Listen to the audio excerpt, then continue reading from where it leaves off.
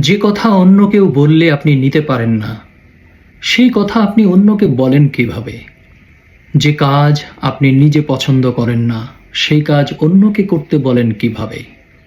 যে পথে আপনি চলেন না, সেই পথে অন্যকে চলতে বলেন কিভাবে?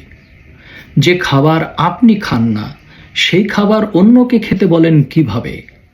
যে পোশাক আপনি নিজের জন্য পছন্দ করেন না, সেই পোশাক আপনি অন্যের উপর পছন্দ করেন কিভাবে?